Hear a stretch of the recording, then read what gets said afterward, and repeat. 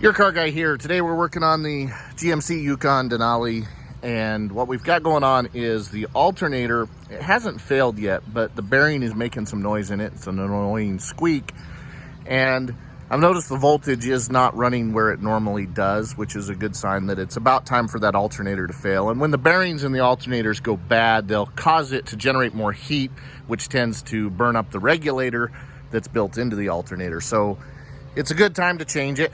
It's a pretty simple, easy job. Please forgive the background noise. I think my neighbor's mowing and got some birds chirping, so we'll run through this. So first things first, first thing we're gonna wanna do is we're gonna disconnect our negative battery cable here, and you can simply take a 10mm socket and undo that nut that's right on that top post there. That will break the circuit so that we can then remove the alternator. And this is a quick, easy job. With our battery disconnected, I'm gonna next take and remove the belt 15mm socket on the tensioner pulley right here. We'll simply get that on and we'll push that clockwise. That'll loosen the belts and we can simply pull it off. Now, we don't have to take the belt all the way off of all the pulleys. We can simply pull it off and leave it just like that. That way our alternator is free. We're gonna remove this cover, which will give us access to the whole alternator. Covering it just pops up and slides out. We will disconnect our wiring. There's gonna be a nut under this cover here that is usually a 10mm right here. We're also going to disconnect the signal wire here. So I want to show you how to disconnect this signal wire. So this is the lock. You squeeze it and you'll see that that pops up and you just pull it out. Then you can take your 10mm and disconnect this wire. Make sure you've already disconnected the battery, otherwise that wire, whatever it touches, it'll short out and you could cause your battery to explode. With our wires disconnected, now we're just gonna take out the two bolts here with a 15mm socket. Once you have your bolts out, you should be able to take and wiggle the alternator up. You may need to pry a little bit because these are designed to press in when the bolts are tightened to hold it tight. So you can take a pry bar underneath and just pry the alternator up and pop it out. And there we have it, our alternator's out. This one's been replaced before. It's a Duralast Gold from AutoZone, so we're gonna take it in and get it warranted and exchanged. I really only have about 5 minutes into this job at this point. I wanted for you to be able to hear this noise.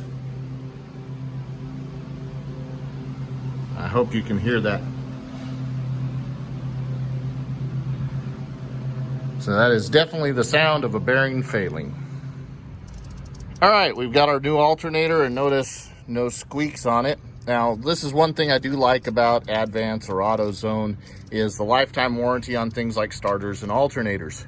On my personal vehicles versus buying online, I could probably get it a little cheaper online, but the convenience of being able to run up to the local parts store and exchange it. I had originally put the last alternator on this back in 2013.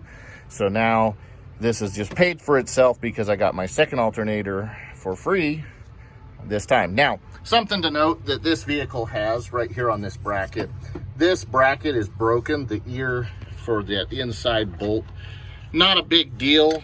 It's something that, quite honestly, actually isn't gonna affect the alternator in any way because the bolt will still go in and tighten up, and the bracket I can still use to hold it off. And because the belt's gonna hold it down, it's not something I have to fix right now. Now, something to note as you go to install your alternator. So I told you that when you tighten up, these push into the alternator to hold it tight. Well, when you go to put your new alternator in, sometimes you can just take and gently tap these back out. It'll let the alternator come in more easily. So if you're having trouble getting your alternator to sit back in, just take and gently tap that out. Don't want to do what's been done here, and quite honestly, that's actually been broken for 7 years. And I was gonna fix it then, but I put the alternator back on then, and it's been fine for 7 years, so I don't think I'm gonna change it now either. Anyway, we're gonna put the alternator in and we'll go from there. Going back together is just the same as taking it apart. Install your two lower bolts, and we're going to install our power cable. This is the main power cable right here. 10mm nut. So that is a direct link to your battery. And then this is the signal wire. We'll plug it right back in. Heard it click. We're good and tight. And we'll tighten this up. We'll put our cover back on, and then we'll put the belt on. All right, for installing the belt, we're gonna run it underneath the crankshaft pulley. Now it comes back over the top of the crankshaft and then up and around the water pump, down underneath the power steering, up over the alternator, and then it goes over the tensioner. Now I've left it off of this idler because this is the easiest spot for me to take and hold it down here while I pull my tensioner over right here, and then I can just slip it right under that idler and I'm in place. And there's our final installed belt. You'll see up under the tensioner. Now we can put this cover back on, and this cover will slide down underneath and in, and then just lock in. And we'll go put our negative battery cable back on, which I've tucked it down behind the battery in order to make sure that it doesn't accidentally just pop up and connect and cause a short. So I'll fish it up, we'll connect the battery cable, and we'll be done. So this is your car guy. Successful alternator job. It only takes, I'm gonna say on the high side, 30 minutes of actual work. You could really probably do it in 10 if you have your parts ready to go. Please subscribe to the channel, like and share the videos.